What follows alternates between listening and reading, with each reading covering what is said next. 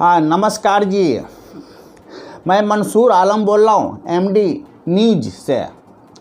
आज की तारीख में आप देखिए जिस हिसाब से हमारे देश के अंदर कोरोना की महामारी चल रही है, पूरे देश के अंदर किसी हॉस्पिटल के अंदर ऑक्सीजन की कमी है। ऑक्सीजन को लेकर के न जाने हजारों लाखों आदमी मर चुके हैं। कितने हॉस्पिटल के अंदर डॉक्टर नहीं है। बहुत सा हॉस्पिटल ऐसा है जिसके अंदर एकदम गंदगी फैला हुआ है, सफाई करने वाला कोई भी नहीं है, डॉक्टर भी नहीं है उस जगह, कोई नर्स भी नहीं है, कोई सफाई करने वाला कर्मचारी भी नहीं है।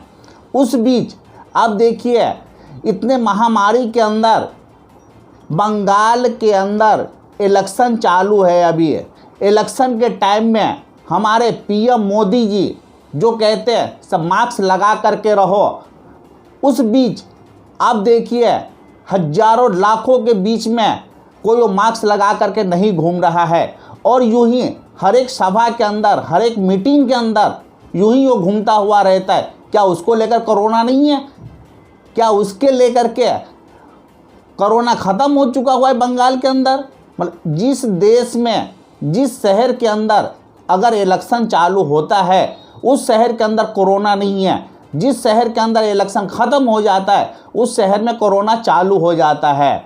मोदी जी आप सोचो, आप तो आकर के न्यूज़ पे या आप कहते हो मन की बातें मैं कह रहा हूँ, मन की बातों में तो आप ये कह देते हो मेरे मित्रों का मतलब क्या होता है?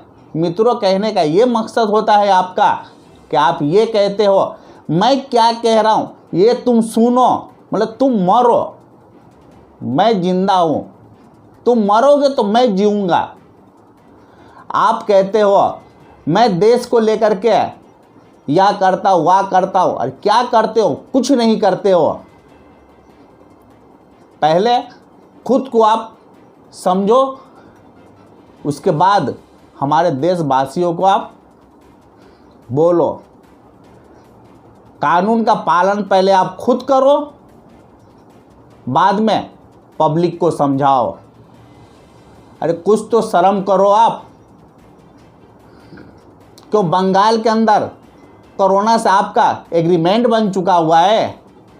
ये आप बताओ, जहां इलेक्शन होता है क्या उस स्टेट के अंदर आपका एग्रीमेंट हो गया हुआ रहता है कोरोना से कि जब तक मेरा इलेक्शन चालू है तब तक तुम इस साइड में नहीं आओगे, इलेक्शन ख़त्म हुआ फिर तुम आ जाओगे, उसके बाद इलेक्शन ख़त्म हुआ फिर तुम आ जाओगे? मतलब कि इलेक्शन ख़त्म होते ही एग्रीमेंट कोरोना से ख़त्म हो जाता है। अरे आप कहते हो देशवासियों मैं गरीबों को गरीबी मिटा रहा हूँ, गरीबों को नहीं, आप कह रहे हो मैं गरीबी मिटा रहा हूँ, लेकिन आप गरीबी नहीं मिटा रहे हो। किसी भी मीटिंग के अंदर ये जो आप बोलते हो मैं गरीबी मिटा रहा हूँ, क्यों आप झूठ बोलते हो? आप सीधा ये बोलो मैं गरीबी नहीं मिटा रहा हूँ, मैं गरीबों को मिटा रहा हूँ। लेकिन हमारे देशवासियों जितने भी भाइयों बहनों, हिंदू मुस्लिम सिख ईसाई, ये सब सीधे हैं। इतना फ़ायदा मत उठाओ, नहीं तो एक टाइम ऐसा आएगा कि आपको पैर रखने का भी जगह नहीं मिलेगा और आपको ऐसा मौका नहीं मिलेगा कि आप कहाँ जाओगे। हाँ ये बात हकीकत है। आपने क्या बोला? मैं देश नहीं बिकने दूंगा। अरे क्यों आप झूठ बोलते हो? आप कहते हो मैं देश नहीं बिकने दूंगा। एयरपोर्ट को आपने बेच डाला, बड़ी बड़ी कंपनी को आपने बेच डाला, रेलवे को बेच डाला आपने। आप सिर्फ रह गया तो क्या रह गया? हमारा देशवासियों रह गया।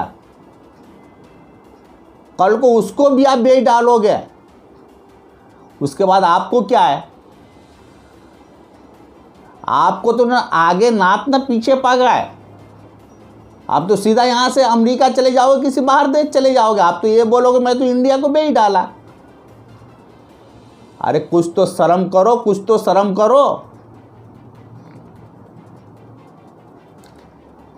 आपको कब समझता कि हाँ आप हमारे देशवासियों के लिए, देश भारती के लिए आप सोचते हो?